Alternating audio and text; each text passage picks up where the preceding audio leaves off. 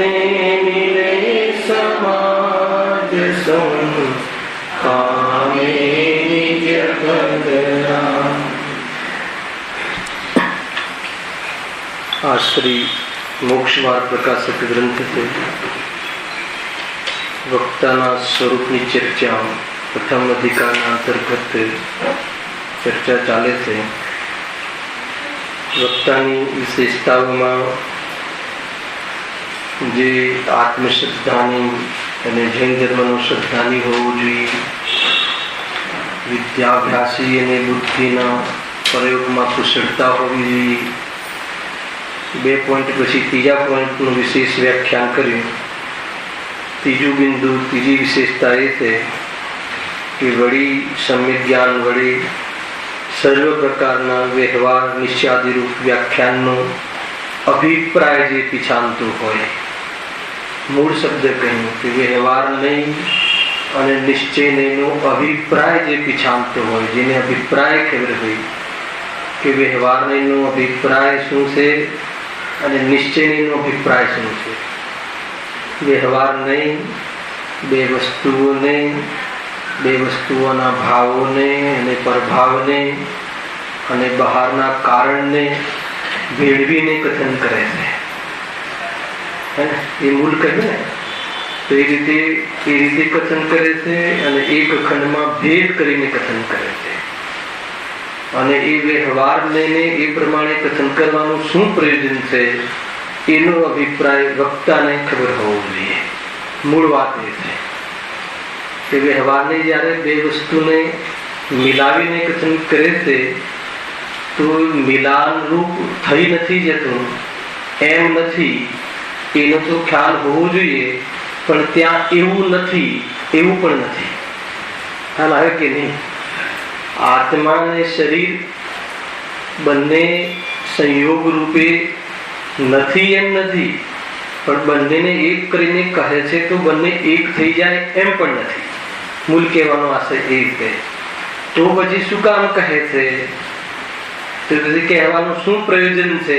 એ પ્રયોજન ખ્યાલ હોવું જોઈએ. તો શું પ્રયોજન છે?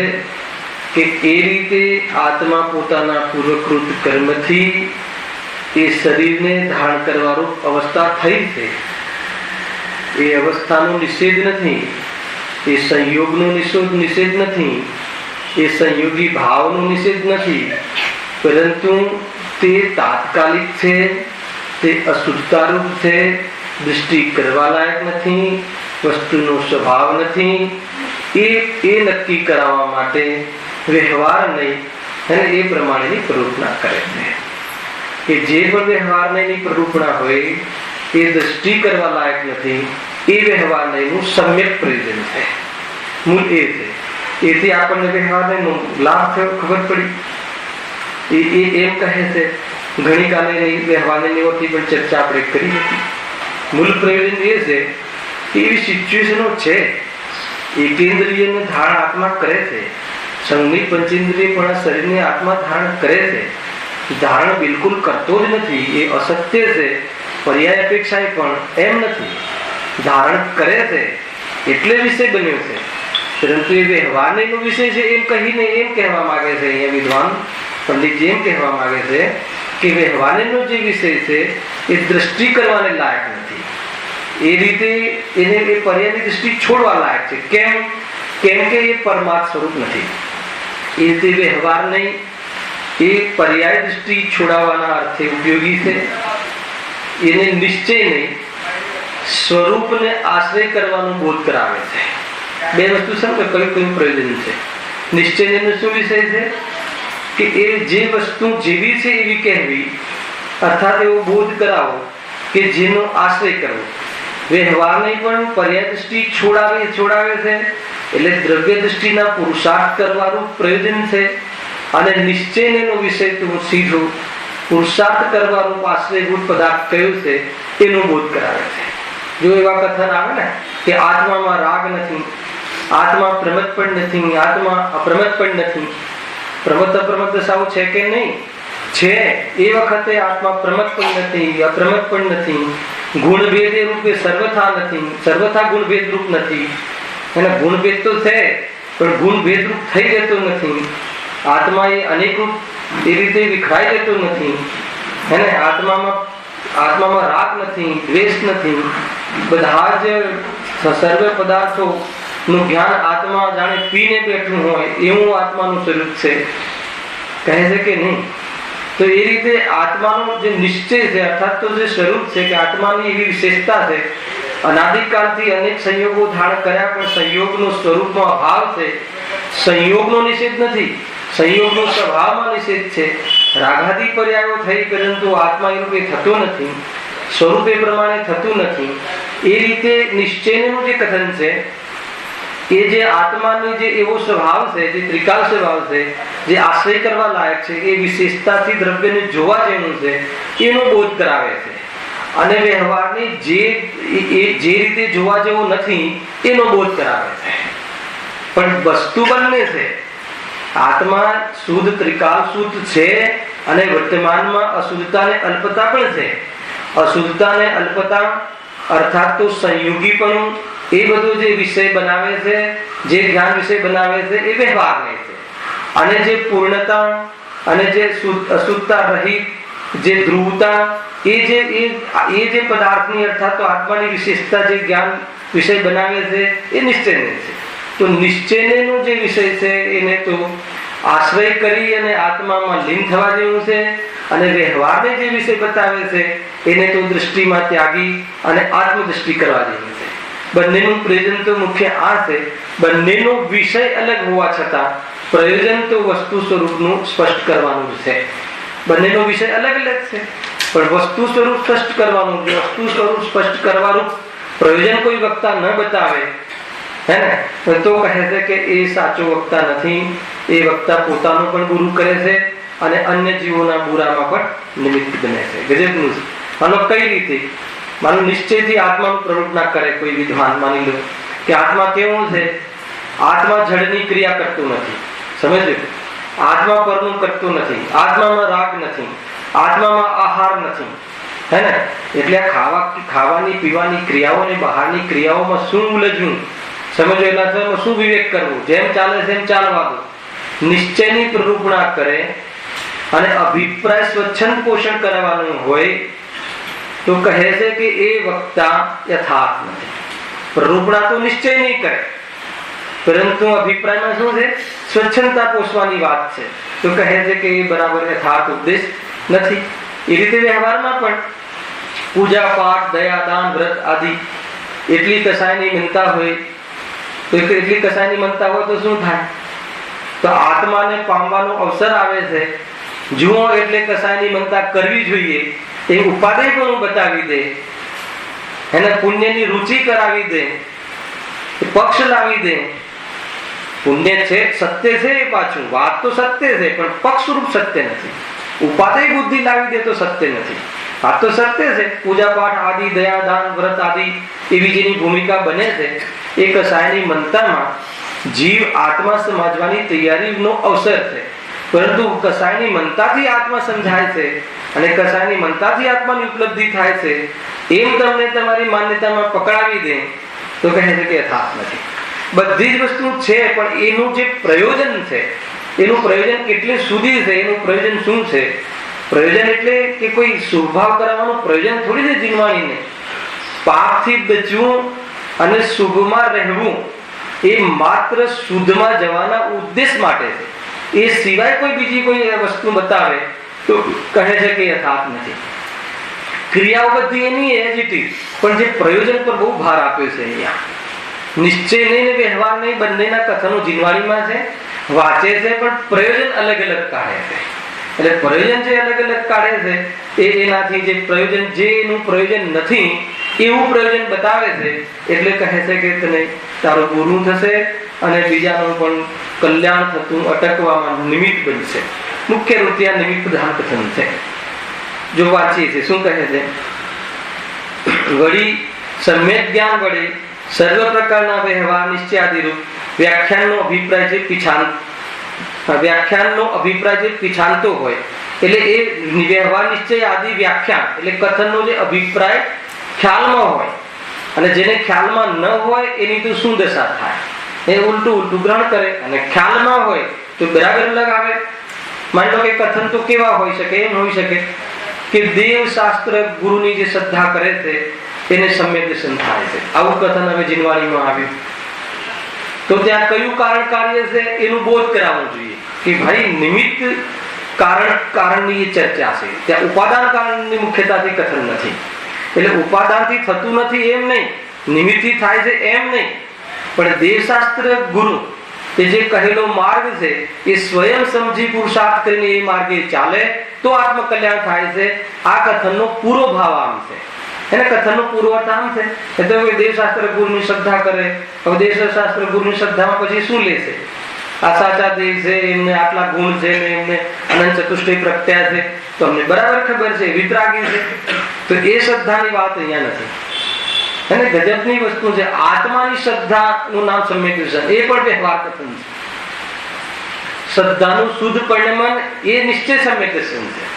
અને આત્માની શ્રદ્ધા એટલે વિકલ્પાત્મક શ્રદ્ધા. બોલો અત્યારે આપણે જેટલા બેઠા છે એવા આત્માની શ્રદ્ધા કોને નથી? આત્મા આનંદ ગુણોનો પિંડ છે, આત્મા જ્ઞાનવાન છે, આત્મામાં જ્ઞાન છે, આત્મામાં રાગ નથી, આત્મા સ્વતંત્ર છે, ઉત્પાદિત દ્રવ્ય યુક્તમ સત, ત્રિકાલી ધ્રુવ ભગવાન આત્મા આવા પરિણામ લક્ષણથી સદાકાલ દુનિયામાં વર્તે છે. આવી કોને ખબર નથી? તો બોલો એ આત્મશ્રદ્ધાની છે કે નહીં, સમ્યક દૃષ્ટિ છે કે નહીં? તો કહે છે કે એ શ્રદ્ધાની વાત નથી, કથનના શ્રદ્ધાની વાત નથી. એ રીતે પરિણમી જાય તો એ રીતે, નહીં તો જીવને ભ્રમ થઈ જાય કે આપણને બધી ખબર પડે છે, વિકલ્પાત્મક જ્ઞાનમાં બધું બેસી ગયું છે, તો મને કદાચ સમ્યક દર્શન તો થઈ ગયું હશે ને, કદાચ મૂકે આગળ. અરે સમ્યક દર્શન થઈ ગયું હોય તો તને આત્માનો અનુભવ અને સુખનું વેદન હોવું જોઈએ, સ્વાદ આવવો જોઈએ, તે નથી આવતો. તો આ રીતે જીવ ભ્રમી જાય છે. તથાપિ એ વાત છે, આત્માની અનુભૂતિ પૂર્વમાં આવી જાતિની પરિણતિ બનતી હોય છે. મૂળ વસ્તુ આ રીતે છે. તો એ રીતે વ્યવહારનું જે પ્રયોજન છે, વ્યવહારનું પ્રયોજન પર્યાય દૃષ્ટિ મટાડવી, અર્થાત તો નિશ્ચયનો બોધ કરવો એ છે. નિશ્ચયનું પ્રયોજન સ્વભાવમાં વ્યવહારનો નિષેધ કરવો. સ્વભાવમાં વ્યવહારનો વ્યવહાર તરીકે નિષેધ નથી, હે ને? નહીં તો નિશ્ચયની પ્રરૂપણા કરવા વાળો જીવ વ્યવહારના લોપમાં પડ્યો હોય છે. વ્યવહારનો લોપ કરી નાખે. જયારે આત્મામાં તો આહારનો અભાવ છે, જઠની ક્રિયા આત્મા કરતો નથી, એને એટલે સ્વચ્છંદ રૂપે પ્રવૃત્તિ કરે તો એમ નથી, એને એ રીતે વ્યવહારને ભ્રષ્ટ કરે એનું નામ નિશ્ચય નહીં. એનું નામ નિશ્ચય નહીં. વ્યવહારને ભ્રષ્ટ કરે એનું નામ નિશ્ચય નથી કહ્યું.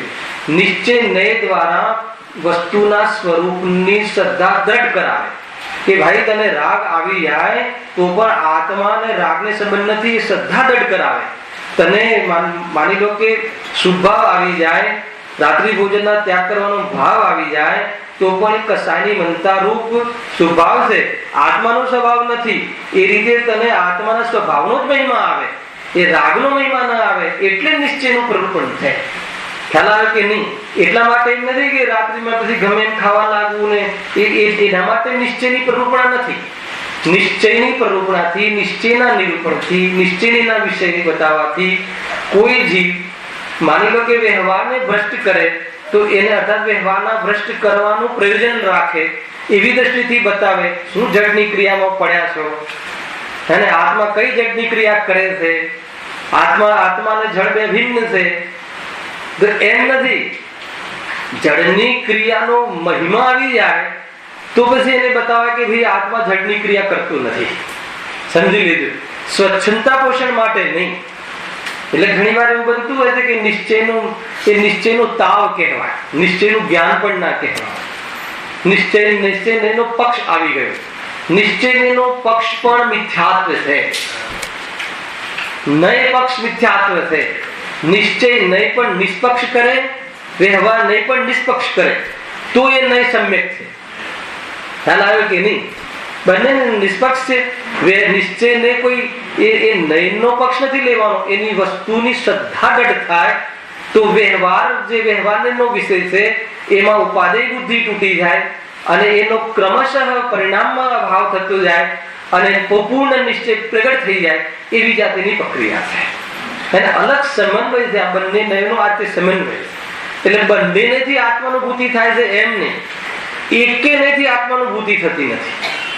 નયાથી ક્રાંતિ આત્માનુભૂતિ થાય છે, હે ને? ખ્યાલ આવે કે નહીં? નય તો વસ્તુ સ્વરૂપ સ્પષ્ટ કરાવવામાં ઉપયોગી છે, એટલા માત્ર જ એનો નયનો એટલો જ રોલ છે, એનાથી વધારે રોલ નયનો નથી. હાલમાં આવે છે ને શું સ્વરૂપ છે? કેમ કે જીવને બહારમાં એવી જાતિની વૈરાગ્ય આવી જાય, બહારમાં એવી જાતિની ભાઈ રાત્રિમાં ભોજન નહીં કરવું ને સવારે પ્રવચન રેગ્યુલર, સાંજે રેગ્યુલર બધી ક્રિયાઓ કરતો હોય, સ્વાધ્યાય ક્રિયા કરતો હોય, અને તો માત્ર એ ક્રિયામાં સંતુષ્ટ રહેતો હોય તો કે ભાઈ તું નિશ્ચયને યાદ કર, આ બધી ક્રિયાઓને આ બધા ભાવનો વસ્તુમાં ભાવ છે, એટલે તું આવી ક્રિયાઓમાં પણ એ પર્યાયની અને ક્રિયાની સંતુષ્ટ થઈને પર્યાય દ્રષ્ટિ નહીં કર. આ બધી તાત્કાલિક અવસ્થાઓ છે, એને આ બધી ભયના વેગ જેવી અવસ્થાઓ છે. બે જગ્યાએ અભાવ થાય છે. કઈ રીતે? એક તો આત્મામાં સ્વરૂપમાં જવાથી આ બધી ક્રિયાઓ દેખાતી નથી, અને બીજું આત્માનું સ્વરૂપ ખબર નહીં હોય તો આ ભયનો વેગ છે, હમણાં તરત જ પાછો પાપમાં લાગી જઈશ તો તું બહુ જ પ્રેસમાં રહીશ.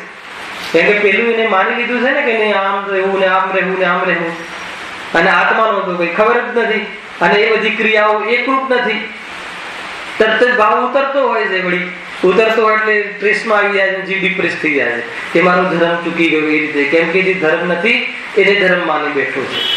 ધર્મની ક્રિયાઓ જે છે બહારમાં એના નિમિત્તમાં એને શું માની બેઠું છે? એ ધર્મ માની બેઠો છે. ધર્મની ક્રિયામાં સ્વચ્છંદ રીતે ધર્મની ક્રિયા છે, આ તો જડની ક્રિયા છે એમ કરીને સ્વચ્છંદ પ્રવર્તવું યોગ્ય નથી, અને ધર્મની ક્રિયામાં સંતુષ્ટ થઈ જાય અને આત્માના પુરુષાર્થથી હીન થવું જરૂરી નથી. બે વસ્તુ બરાબર આ નયો દ્વારા આપણને બોધ થાય છે. ખ્યાલમાં આવે રાજેશભાઈ? કાલનો મને યાદ છે વિષય, એને એ પણ થોડું લેશું. પણ આ પ્રયોજન છે. જો ઉલટું પ્રયોજન કાઢે વસ્તુની પ્રરૂપણા કરવામાં, વ્યવહારનું પ્રયોજનથી પ્રરૂપણા કરે, નિમિત્તની મુખ્યતાથી કથન કરે તો ઉપાદાનથી કાર્ય થાય છે એ વાત ઢીલી ના પડવી જોઈએ. અને ઉપાદાનથી કાર્ય થાય છે એ મુખ્યતાથી કહે તો નિમિત્તનું સન્માન મટી ના જવું જોઈએ. આજના જ બોલમાં છે તમારે, આજનું બોલ ચાલુ એમાં છે. સમ્યક દર્શન પ્રાપ્ત થઈ ગયા પહેલા અને સમ્યક દર્શન પ્રાપ્ત થઈ ગયા પછી મેં બતાવું કયો બોલ હતું ભાઈ? હે હા, મજા આવી જાય. તમે આ જો તમને નયનો ખ્યાલ હોય ને તો તમને ગુરુદેવ શું કહેવા, જ્ઞાનીનો આશય ખ્યાલ. જ્ઞાનીઓના હૃદય વાંચવાના છે, શબ્દ નહીં. ક્યાંથી કહે છે, શું કહેવા માંગે છે, શું ઈશારા કરે છે જ્ઞાની ધર્માત્મા, એ અગર એકવાર જે પામી જાય એ તો સીધો જ એવું સુખ એને પણ હોય છે. અને આશય ન સમજે ને પોતાની રીતે એને હાથ કાઢે તો કે એનાથી તો બહુ બુરું થાય છે. જો 82 બોલ હતું.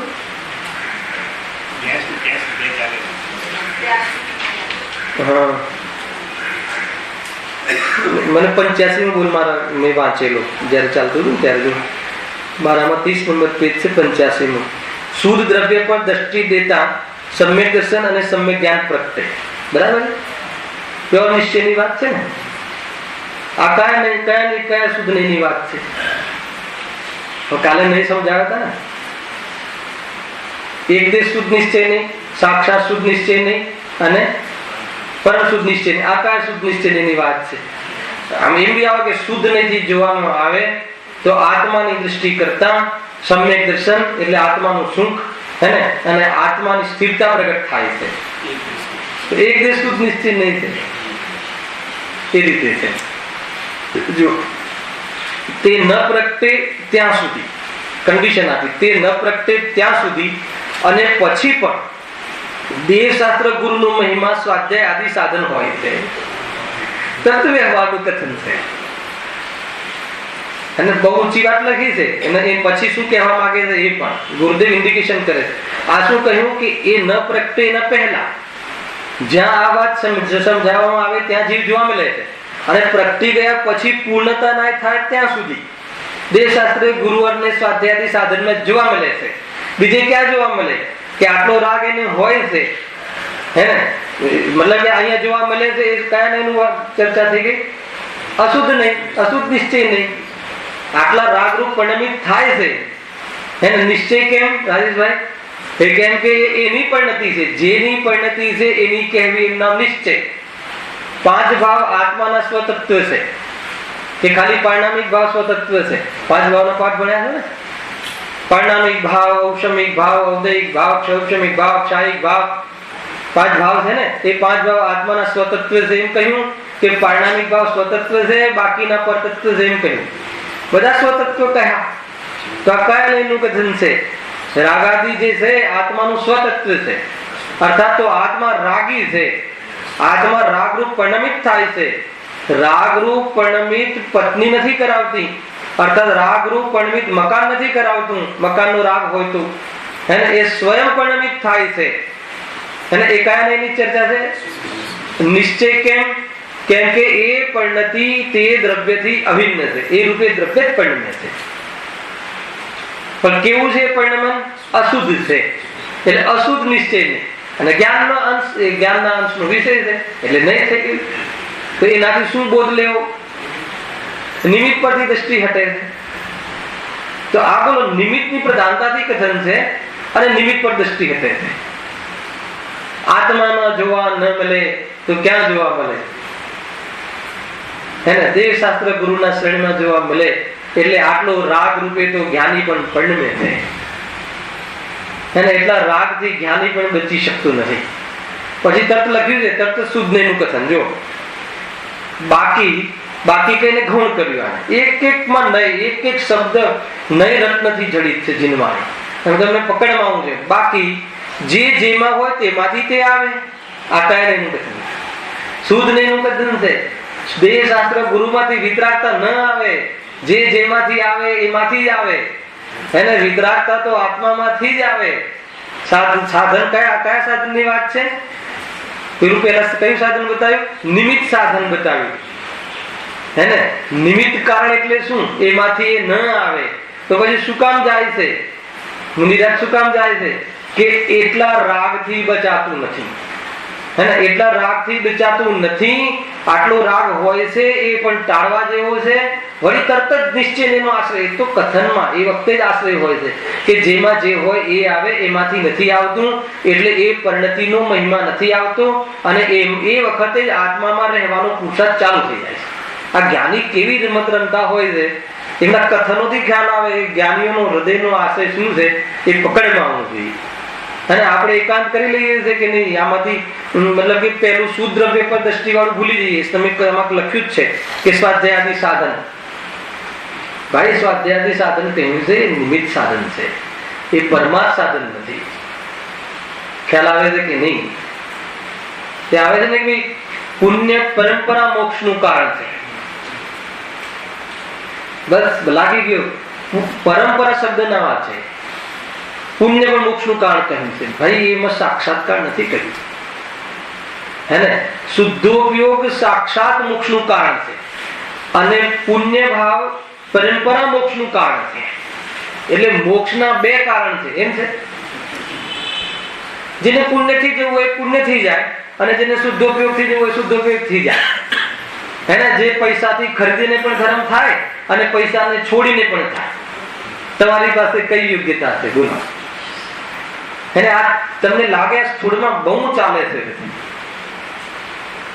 બરાબર છે ને અનિલભાઈ? બે રીતે છે. આપણને જે સહેલાઈથી જવાય એ સહેલાઈથી જવું, કારણ કે પૈસા ખર્ચવા બહુ સહેલા લાગે છે આ જીવને, અને પૈસામાં મોહ છોડવો બહુ કઠિન લાગે છે આ જીવને. અને પૈસા ખર્ચવાથી ધર્મ નહીં, પૈસાનો મોહ છોડવાથી થાય.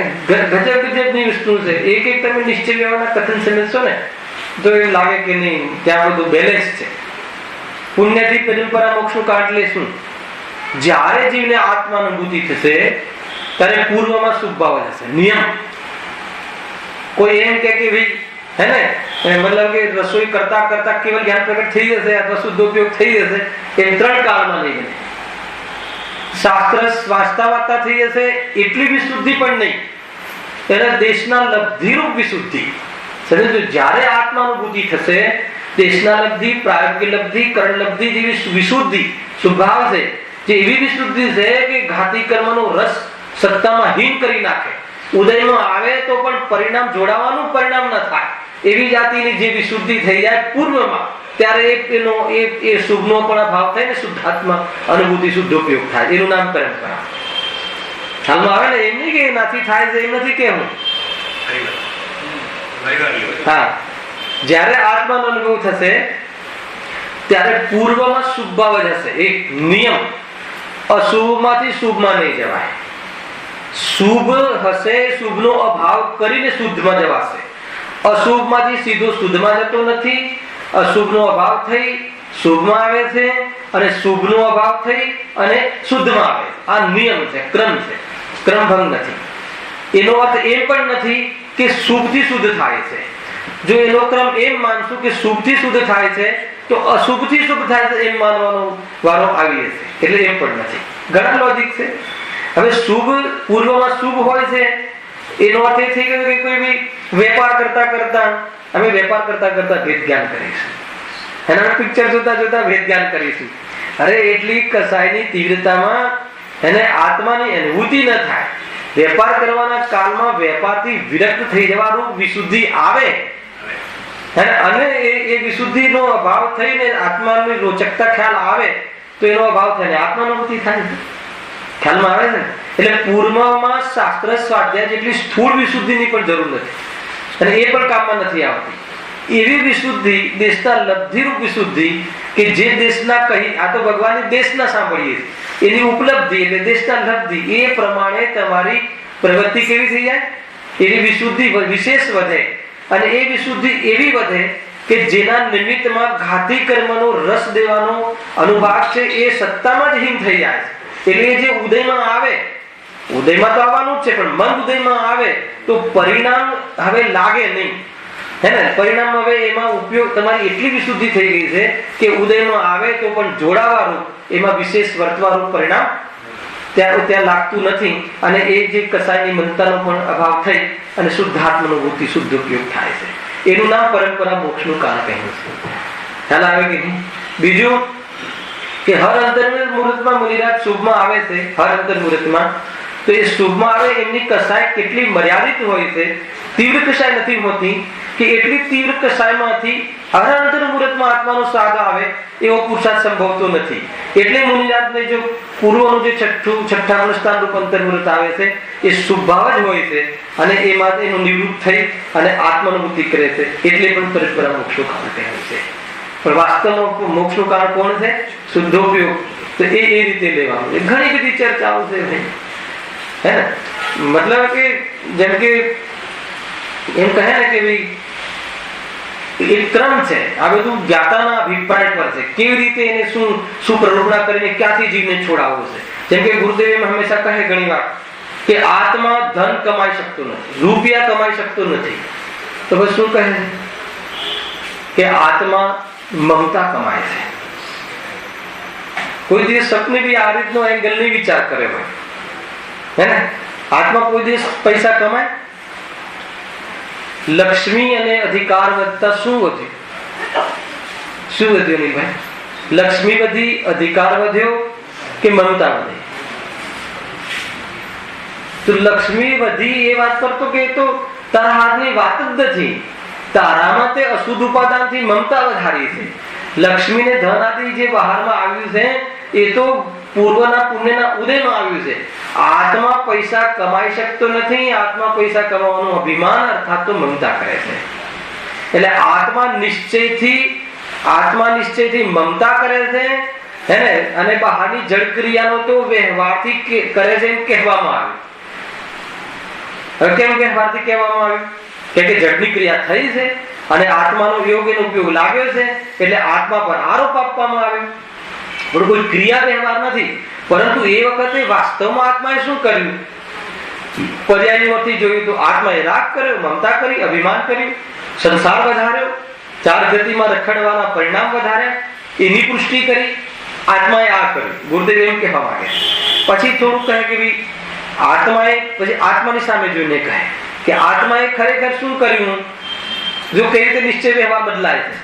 આત્માએ ખરેખર જોવામાં આવે તો આત્માએ રાગનું ધ્યાન કર્યું છે. આત્માએ રાગ નથી કર્યો. ખ્યાલ આવે કે આખી પલટી આવી. તો ત્યાં એને શું બતાવવું છે કે રાગ છે આત્માનો વ્યવહાર છે એના પર દ્રષ્ટિ નથી કરાવી, તો પહેલામાં રાગ પર દ્રષ્ટિ કરાવી હતી.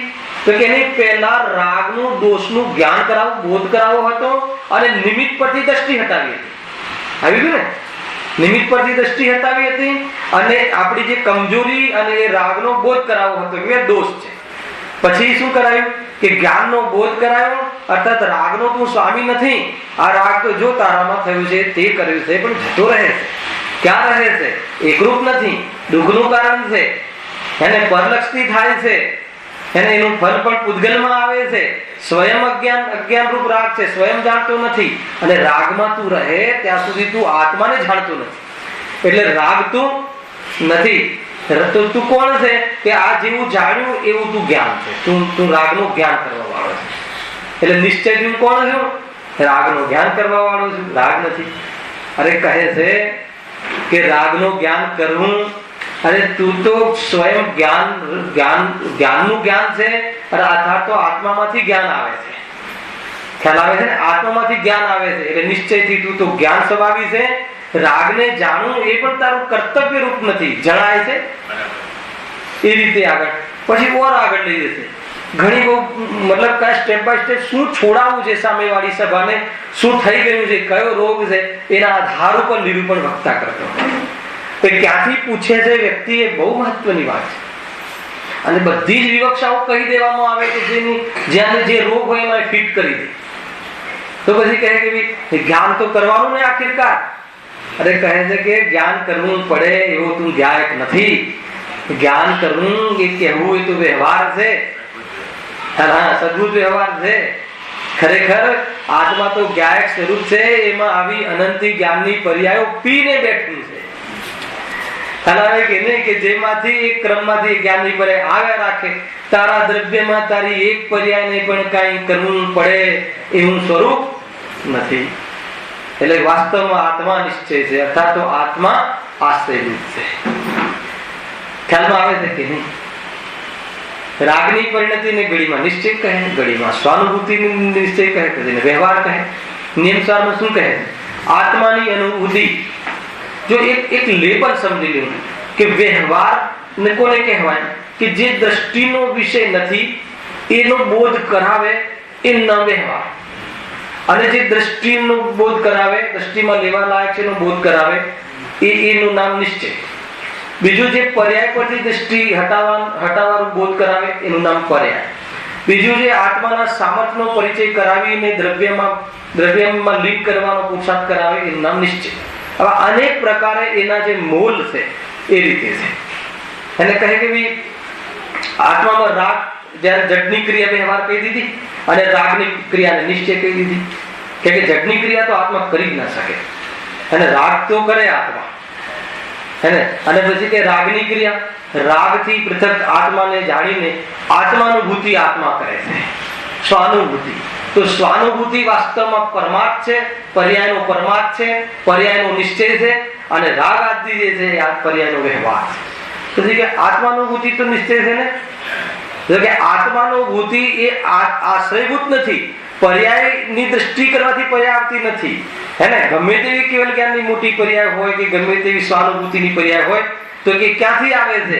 તો કે દ્રવ્યમાંથી આવે છે. તો કે એની દ્રષ્ટિ છોડાવવા પણ શું કહી દેશે કે આત્માનુભૂતિ પણ પર્યાયનો વ્યવહાર છે. ખરેખર જોવામાં આવે તો જ્ઞાયક પ્રભુ જેને જોઈને પર્યાય આત્માનુભૂતિ કરી લે તો કરી લે, જેને ન જોઈને સંસાર કરવો હોય તો ભલે કરે. હું તો એવો ને એવો અક્રિય, નિષ્ક્રિય, શુદ્ધ, ન પ્રમત, ન અપ્રમત, ન સિદ્ધ, ન સંસારી, ન શુદ્ધ, ન અશુદ્ધ, ન ભેદરૂપ.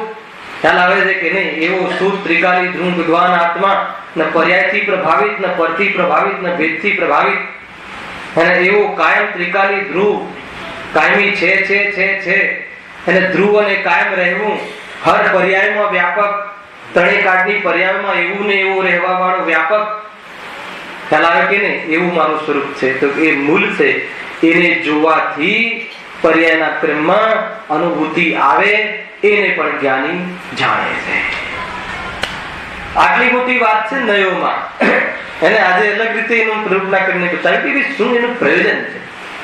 હવે કઈ જાતિનો રોગ ચાલી રહ્યો છે અને કઈ પ્રમાણમાં ભૂલ છે કે નયમાં ભૂલ છે એના આધાર ઉપર કહેવામાં આવે. એને કોઈ સ્વચ્છંદ થઈ ગયો હોય તો પ્રમાણનું દ્રવ્ય બતાવવું પડે એને, ખ્યાલ આવે કે નહીં? કઈ રીતે હે ને કે મલિન કઈ છે, શુદ્ધ અશુદ્ધ પર્યાયનો પિંડ તે આત્મા. મોક્ષવાદ પ્રકાશકમાં કહ્યું ને ગુરુદેવે, શુદ્ધ અશુદ્ધ પર્યાયનો. હા તો શુદ્ધ અશુદ્ધ પર્યાયનું પરિણમે છે આત્મા. અશુદ્ધતા જ્યાં જેવી રીતે છે એવી રીતે સમજવી, અને શુદ્ધતા જ્યાં જેવી રીતે છે એવી રીતે સમજવી. નયનું કામ આ છે ભાઈ. અને ત્યારે નય વિકલ્પાત્મક બી તમારું ધારણા જ્ઞાન સત્ય હોય તો એ જીનવાની આશ્રિત જ્ઞાન પણ સત્ય કહેવાય. અને આત્માનુભૂતિ ન થઈ હોય ત્યાં સુધી અધ્યાત્મ તો કહે છે કે જ્ઞાન પણ શું કામનું, એટલે અમે જ્ઞાનને મિથ્યા કહીએ છીએ જ્યાં સુધી મિથ્યા સિદ્ધાંત હોય. ખ્યાલ આવે કે નહીં? અનેક વિવક્ષાઓ છે, અનેક એંગલ છે. કહ્યું કે કોઈ પણ કથન વિતરાગ માર્ગની વિરુદ્ધ ના હોવું જોઈએ, કોઈ પણ કથન જે કસાયની પુષ્ટિ કરાવવાનું ન હોવું જોઈએ, કોઈ પણ કથન ભેદ જ્ઞાન ન કરાવતું હોય એવું ન હોવું જોઈએ, કોઈ બી કથન અભેદનો બોધ ન કરાવતું હોય એવું ન હોવું જોઈએ. કોઈ પણ નહીંથી કે તું તારું કોઈ બી નહીં મુખ્યતાથી કથન કર, પણ જ્ઞાની ધર્માત્માના જે વક્તાપણાનું જે વિશિષ્ટતા છે એ એકમાત્ર વિતરાગ ભાવ કેવી રીતે પ્રેરિત થાય, ચાહે ભક્તિથી કથા કરે કે ચાહે પ્રથમાનુયોગની કથા કરે કે ચાહે કર્ણાનુયોગ સમજાવે. જે ઉદ્દેશ છે, જે માત્ર પ્રયોજન છે પૂરા જીવવાણીનું, એ શુદ્ધાત્માની દ્રષ્ટિ કરાવી. અગર એ ઉદ્દેશની પુષ્ટિ ના થતી હોય તો અહીંયા કહે છે કે વક્તા સાચું નથી.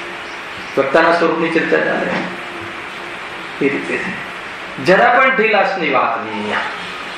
એ રીતે બહુ મહત્વની વાતો છે ભાઈ. એને કાલે પણ જે તમે પૂછ્યું હતું નિશ્ચયના ભેદ પ્રભેદમાં થોડું ફરીથી લેવાનું કહ્યું હતું, તો થોડુંક એ લઈ લઈએ છે, પછી આગળ ચાલીએ. તો બહુ મોટો એ પ્રકારથી ઘણો મોટો વિષય છે, અને જે 2 દિવસથી આપણે એની વિસ્તારથી ચર્ચા કરી પણ થાય છે, છતાં અહીંયા એટલો મોટો વિષય અપેક્ષિત નથી, કેમ કે વક્તાના સ્વરૂપમાં છે. ખાલી એટલું માત્ર અહીંયા કહેવું છે કે એ વ્યવહાર નહીં અને નિશ્ચય નહીંનો અભિપ્રાય જાણતો હોવો જોઈએ. જે અભિપ્રાય ના જાણતું હોય તો કહે છે કે એનો અન્ય પ્રયોજન બતાવી, અને અન્ય પ્રયોજન બતાવીને પોતાનું પણ પૂરું કરશે, અન્ય જીવોના પૂરું કરવામાં નિમિત્ત છે. બધી વસ્તુ બરાબર છે કે નહીં? વ્રત આદિ જડની ક્રિયા છે, એના જડની ક્રિયા છે કે નહીં? વ્રત આદિ જડની ક્રિયા છે ને, તો એ કહીને શું કહેવું છે? કાય એનું કથન છે. વ્રત આદિ જડની ક્રિયા છે, કાય એનું કથન છે, નિશ્ચય એનું કથન છે. વ્રત આદિ થોડી ચેતનની ક્રિયા. વ્રત આદિ હે ને સંસાર અવસ્થામાં, ગ્રહસ્થ અવસ્થામાં હે ને સાધક અવસ્થામાં જીવને હે ને વ્રત આદિ શીલ સંયમ તપ આદિ જેવું જીવન હોવું જોઈએ. એ કાય એનું કથન કહેવાનું. બંને વસ્તુ સમજવી જોઈએ. હવે એનો એમ નથી કે જડની ક્રિયાનો કરતા આત્મા તેમ કહેવું છે ચરણાની યોગમાં, કે જેને આત્મા ગમે છે એને આટલી વિરક્તા તો ઓટોમેટિક થઈ જાય છે, એ બતાવવાનું છે.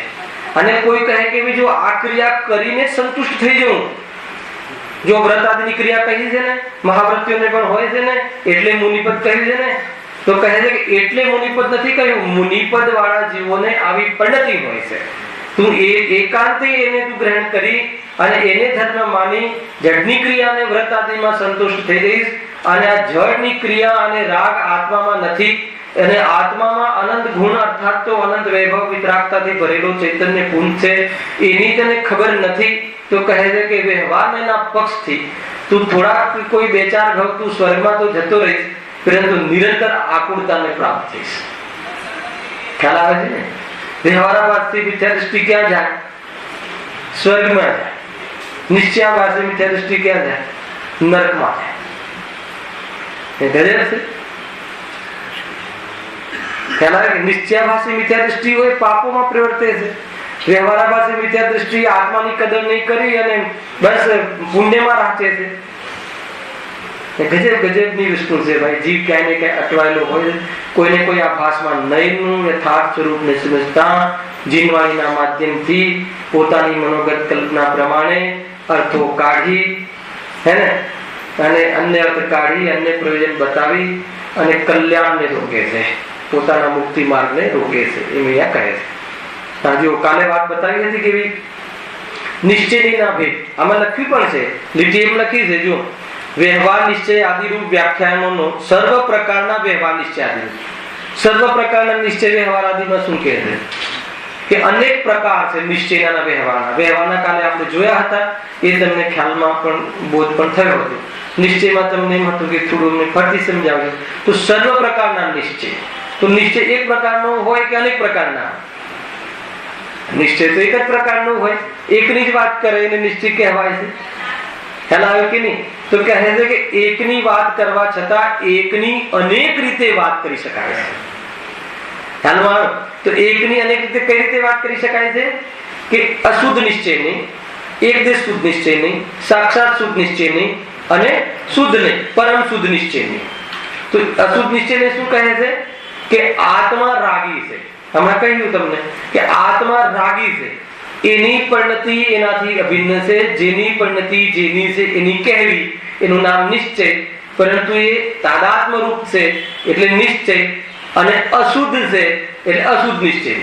એનાથી શું બોધ થાય છે કે આત્મા સ્વયં રાગ રૂપ પરિણમન, દ્વેષ રૂપ પરિણમન કરે છે, નિમિત્ત કઈ કરાવતું નથી. અશુદ્ધ નિશ્ચય નહીં પણ નિમિત્તથી દ્રષ્ટિ દૂર કરાવે છે.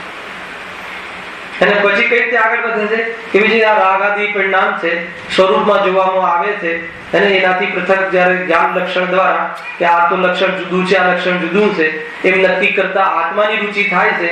તો એ રાગ આદિ આત્માના નથી, એ કર્મજનિત છે. તો એમાં શું થયું? એનો સ્વામી હું નથી. રાગ આદિ છે કે નહીં? છે.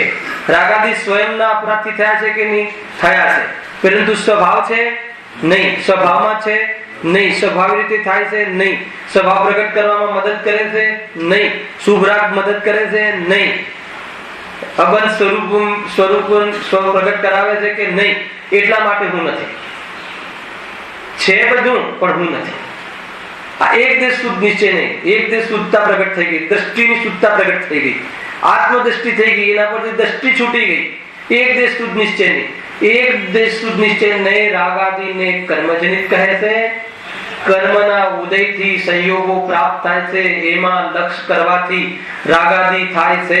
અને જ્યાં એનું લક્ષ છોડીને આત્માનું સ્વરૂપમાં જ્યારે જોઈએ છે તો આત્મામાં તો એ છે જ નહીં, તો બહારમાં જે અલ્પ પર્યાયમાં સાધક દિશામાં રહેવા વાળા રાગાદિ ભાવ હોવા છતાં આત્માના નથી એવી દ્રષ્ટિની પુષ્ટિ કરતો વિતરાગ માર્ગ હર સમય અસંખ્યાત ગણી નિદ્રા કરતો જ્ઞાની ધર્માત્મા રાગમાં પ્રવર્તવાના કાલમાં પણ રાગનું સ્વામિત્વ એને હોતું નથી. હાલમાં આવે છે કે નહીં? એક દેશ શુદ્ધ નિશ્ચયની કમાલ છે આ. બરાબર છે શું ભાઈ? હે ને? અશુદ્ધ નિશ્ચયને કહે છે કે રાગ કર્મજનિત છે, જીવજનિત છે, અને એક દેશ શુદ્ધ નિશ્ચયને કહે છે કે કર્મજનિત છે. માથે લેતો નથી. કેમ માથે લેતો નથી? સ્વભાવને જોઈને. એવા પણ જીવ હોય છે કે જે શાસ્ત્ર સાંભળીને માથે લેતા નથી. ખ્યાલ આવે કે નહીં? શાસ્ત્ર સાંભળીને માથે લેતા નથી એની તો બહુ બુરી દશા થાય છે. પણ જે સ્વરૂપ સમજીને માથે લેતા નથી, કહે છે કે એ એના જોડે પરાય પણ રાખે છે, તો એવો રાગ ક્રમથી અભાવ થઈ જાય છે. ઘણા બધા આમાં સિમ્પટમ્સ છે ભાઈ. પછી આગળ વધી તો આગળ શું? સાક્ષાત શુદ્ધ નિશ્ચય કે જ્યારે ઉપયોગ આત્મામાં સ્થિર થઈ અને પરિપૂર્ણ ઉપયોગ આત્મામાં સ્થિર થઈ જાય છે એટલે રાગ આદિ ઉત્પન્ન થતો નથી. પરિણામમાં રાગનો નિષેધ એ સાક્ષાત શુદ્ધ નિશ્ચય નહીં. સ્વામિત્વનો નિષેધ એક દેશ શુદ્ધ નિશ્ચય નહીં. ખ્યાલ આવ્યો ને? પછી આગળ કહે છે કે રાગ આદિ આત્મામાં છે જ નહીં એવા કથન આવે કે રાગ આદિ દેહ આદિ આત્મામાં છે જ નહીં, પરમ શુદ્ધ નિશ્ચયનું કથન. એ શુદ્ધ ને કયો છે? પરમ શુદ્ધ નિશ્ચયની. કે રાગ આદિનો સ્વભાવમાં નિષેધ કરે એ પરમ શુદ્ધ નિશ્ચયનું કથન, રાગ આદિનો પરિણામમાં નિષેધ કરે એ સાક્ષાત શુદ્ધ નિશ્ચયનું કથન, રાગ આદિનો સ્વામિત્વનો નિષેધ કરે એક દેશ શુદ્ધ નિશ્ચયનું કથન, અને રાગ આદિની નિમિત્તનો નિષેધ કરે એ અશુદ્ધ નિશ્ચયનું કથન. હે, નિમિત્તનો નિષેધ કરે એ અશુદ્ધ નિશ્ચયનું કથન. એક દેશ શુદ્ધ નિશ્ચયની મોક્ષ માર્ગ છે, સાક્ષાત શુદ્ધ નિશ્ચયની મોક્ષ છે, અને પરમ શુદ્ધ નિશ્ચયની મોક્ષ અને મોક્ષ માર્ગનું કાઢ છે. ખ્યાલમાં આવ્યું કે નહીં? અને કાલે વ્યવહારના પણ ભેદ પ્રભેદ કહ્યા હતા. કોઈ જીવને એમ થતું હશે કે આટલું બધું સમજવું પડતું હશે, આટલું બધું ડીપ જવું પડતું હશે. આપણને તો એટલું સારું છે, જો શું દશા થાય છે કે આપણને તો એટલું બહુ સારું છે કે દેહ ને આત્મા જુદા છે. વાસ્તવમાં એ મહિમા આવવો જોઈએ, એની ના નથી, પણ એમ કે આપણે તો એ સારું છે કે જટની ક્રિયા આત્મા કરતો નથી, દેહનો આત્માનો અભાવ છે, આત્માને આહાર છે નહીં, ને આત્મા ત્રણે કાળી શુદ્ધ છે, એમાં મજા આવે છે અને એ અમને ગમે છે. પણ થાય શું છે કે એમાં કે અમને આટલું સમજાય તો બહુ છે, પણ આટલું સમજે તો છે અને મૂળ એ જ સમજવું છે. પણ ચારે કોરથી બધા જ કોન્સેપ્ટ ક્લિયર ના હોય તો શું દશા થાય છે કે એમ માને તો છે અને દુઃખ તો દેખાય છે. ઘરે જઈને શું ત્યાં જ મારે શરીર, મને તો કમર રહી ગઈ ને, મને તો આ રહી ગઈ ને, હે ને, થાય છે કે નથી થતું? રાગ આદિ તો તરત થાય છે, તો પછી એને ભ્રમિત થઈ જાય છે કે ઓલું કથન કહ્યું તો એ સત્ય હતું કે અસત્ય. તમે સમજો મારું કેવું શું થાય? જે 40 વર્ષથી સાંભળવા પછી પણ 40 વર્ષથી માત્ર નિશ્ચય સાંભળ્યા, માત્ર નિશ્ચય અને વ્યવહારના કથન ગુરુદેવના હું તમને એક લીટામાંથી કાઢ્યા ને, બેન્સીના વચનમાંથી એક લીટીમાંથી નિશ્ચય વ્યવહાર કાઢીને બતાવું. સંભવ જ નથી એ પ્રમાણે, જો એના વગર એની સંધિ અને ક્લેરિટી આવ્યા વગર.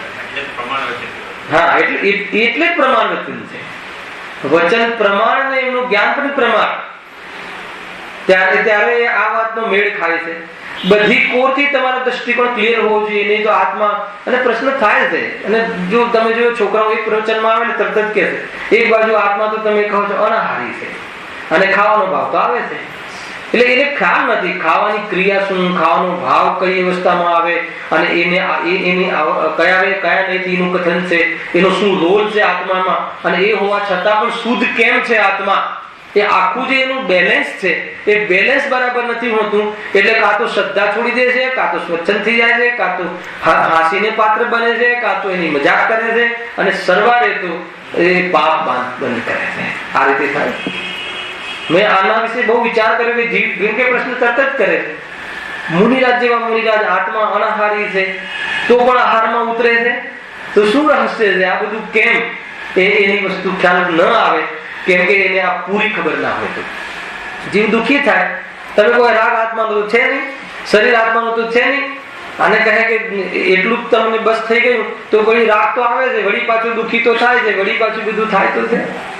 એટલે એને જે આ વાક્ય કહ્યું હતું એ વાક્ય એને ડાયલોગ જેટલું રહે છે, એને માત્ર એમ થાય છે કે ભાઈ આ તો કઈ વાતો જ છે, અને સવારે આવી જાય છે કે આ તો બધી વાતો જ છે, પૂરી કલ્પના છે. કથનમાં સારું લાગે છે કેમ કે એને પૂરી ખબર નથી. દેહ આત્માનો કઈ રીતે નથી અને આત્માનો દેહ કઈ રીતે નથી. બધી જ વસ્તુ સંયોગ જે છે એ સંયોગમાં ધારણ કરવાનો ધર્મ આત્માનો છે. આત્મા 10 પ્રાણ રૂપ ધારણ કરે છે, 10 પ્રાણથી સંસારમાં સદાકાળ જીવે છે, લખ્યું ને આચાર્ય. તો હવે એ કહો કે સવારનું પ્રવચનમાં આમને પછી સાથે તમે જીવત શક્તિથી જીવે છે, તો કે આ બધું શું છે? તો કે એનું મેળ તારે આ નયોથી સમજવું પડશે કે 10 પ્રાણથી જીવે છે એ અવસ્થા કઈ મતલબ નથી એમ નહીં, પણ એ પરમાર્થ નથી, એ વાસ્તવમાં બદલાતી અવસ્થા છે. પૂર્વના કર્મના ઉદયમાં તે કરેલા છે, એટલે આવા 10 પ્રાણ રૂપમાં તે ધારણ કર્યા છે, એવી તારી યોગ્યતા થઈ છે, છતાં તારું આવું ત્રૈકાલિક સ્વરૂપ નથી. એટલે તું એની સેવા, એની દ્રષ્ટિ, એના પ્રત્યે તારું જીવન જે બગાડે છે એનાથી તું નિવૃત્ત થઈ જા. પ્લસ કેવું છે? અસમાન છાતે દ્રવ્ય પર્યાય, બદલાવા વાળું છે, ક્ષણિક છે, કયા પછી કયું સ્ટેપ આવવાનું એ પણ નક્કી છે, હે ને?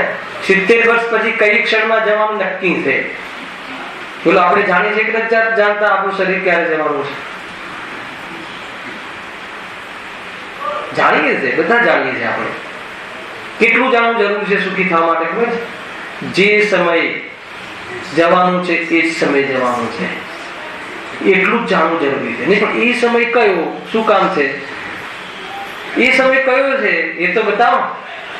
તું શું કરીશ? માનો કે કોઈ માનો અવધિજ્ઞાની મુનિરાજ આવી જાય અને કહી દે કે 70 વર્ષ, હવે શું કરશે? 70 વર્ષથી એવું કઈ મુનિરાજ કહે નહીં ક્યારે કે 70 ના હું તને 90 કરી આપું. ખ્યાલ આવે કે એવી વ્યવસ્થા નથી. એટલે કહે છે કે વસ્તુનું સ્વરૂપ જાણવાથી, જે રીતે જેવું છે એવું જાણવાથી આત્માનુભૂતિ થાય છે, નક્કી છે, એ રીતે છે. જો છે ને સમય 10 મિનિટ કે કઈ પ્રોગ્રામ નથી ને?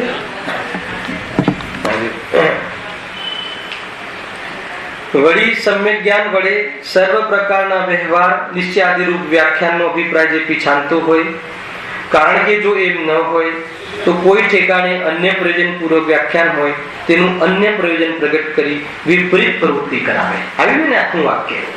એટલે જો એ વક્તાને એનું પ્રયોજન ખબર ના હોય, વ્યવહારને એનું પ્રયોજન ખબર ના હોય કે વ્યવહારનું પ્રયોજન શું છે, કે જ્યારે આત્માનુભૂતિ થાય અને એના પૂર્વે દેવશાસ્ત્ર ગુરુનું જ નિમિત્ત હોય છે એટલું માત્ર બતાવવું છે, પણ દેવશાસ્ત્ર ગુરુથી સમ્યક દર્શન થાય છે એમ વાત નથી. એવા પ્રયોજનની ખબર ના હોય તો નિમિત્તની એટલી પ્રધાનતા કરી દે કે ઉપાદાનનો નિષેધ કરનાર.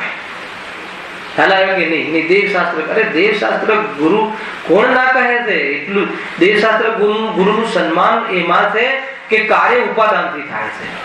ખ્યાલ આવ્યો કે નહીં? કાર્ય દેવશાસ્ત્ર ગુરુથી થાય છે, એમાં વિતરાગતાનું સન્માન નથી.